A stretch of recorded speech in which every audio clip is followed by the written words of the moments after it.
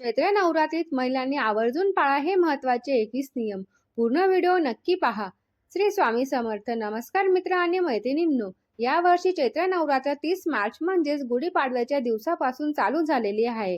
गुढीपाडव्यापासून आपले नवीन मराठी वर्ष चालू होते. दुसरी आणि तिसरी माळ एकत्र आल्याने यावेळेस चैत्र नवरात्री 8 दिवसांची राहणार आहे. 6 एप्रिल म्हणजेच रामनवमीच्या दिवशी चैत्र नवरात्रीची समाप्ती होणार आहे. चैत्र नवरात्री रविवार पासून चालू झाली तर पुढच्या रविवारी संपणार आहे.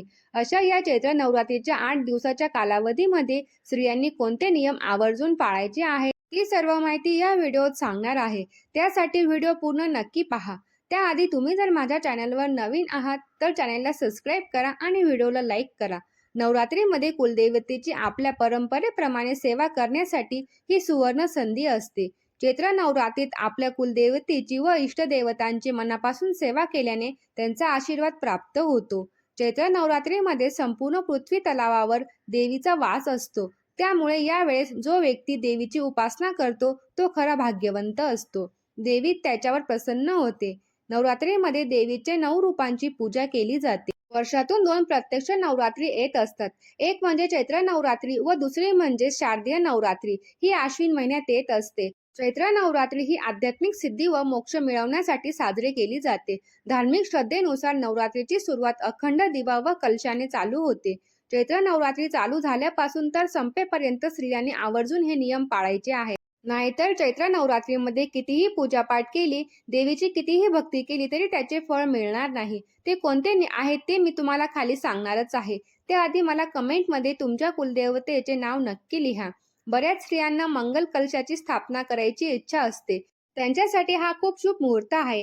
कारण या दिवशी गुढीपाडवा व चैत्र नवरात्र एकाच दिवशी आहे. 3.5 मुहूर्तांपैकी एक मुहूर्त असलेला गुढीपाडवा व चैत्र नवरात्री याच दिवशी चालू होतो. म्हणून या स्त्रियांसाठी ही खूप सुवर्ण संधी आहे. ज्यांनी पण या दिवशी मंगल कलश स्थापन केला त्यांच्या पतीला दीर्घायुष्य लाभते व घरात सुख समृद्धी मिळते. त्यांची मुलं नेहमी अभ्यासात हुशार राहतात. चैत्र नवरात्रीचा उपवास करणाऱ्या स्त्रियांनी दुपारी झोपायचं नाही किंवा लोळायचंही नाही. नवरात्रीच्या काळात स्वच्छ कपडे वापरायचे, म्हणजेच मासिक पाळीत किंवा दुःखाच्या जागेवर घातलेले कपडे वापरायचे नाही. चैत्र नवरात्रीमध्ये गर्भवती स्त्रियांनी व वृद्ध माणसांनी उपवास नाही केला तरी चालेल. दुसऱ्यांविषयी निंदा करणे टाळावे. ज्या स्त्रियांना मासिक पाळी आलेली आहे त्या स्त्रियांनी उपवास केल्यावर देवीची पूजा करू नये व जिथे मंगल कलश स्थापन केलेला आहे तिथे जाऊ नये. नवरात्रीच्या 9 दिवसात घरामध्ये सात्विक अन्न शिजवावे. तामसी पदार्थ म्हणजे कांदा लसूण खाऊ नये व मांसाहार मद्यपान करू नये. ज्यांचा उपवास नाही त्यांनी 9 दिवस सात्विक आहार खावा. ज्या स्त्रियांनी उपवास केलेला आहे त्या स्त्रियांनी इतरांची निंदा करू नये. कोणाला वाईट व अपशब्द बोलू नये. अन्न देखील खाऊ नये. बाहेर गावी जाणे टाळावे. शक्य झाल्यास अंत्यविधीलाही जाणे टाळावे. सकाळी ब्रह्ममुहूर्तावर उठावे. शक्य झाल्यास ब्रह्ममुहूर्तावर उठून दुर्गा शक्ती पारायण करावे.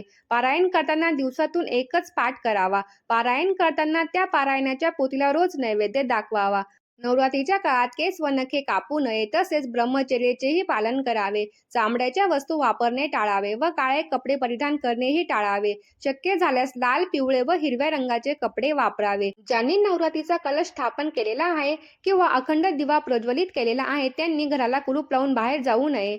कारण या 9 दिवसात देवी आपल्या घरात वास करत असते. अशा वेळी घर बंद ठेवू नये. या नवरात्रीच्या 9 दिवसात 1 किंवा 9 कन्यांना सात्विक भोजन खाऊ घालावे. शेवटच्या दिवशी देवीला गोडधोड नैवेद्य करून द्यायचा आहे. मगच उपवास सोडायचा आहे. हे सर्व नियम जर तुम्ही पाळले तर नक्कीच तुमची कुलदेवता तुम्हाला आशीर्वाद देईल.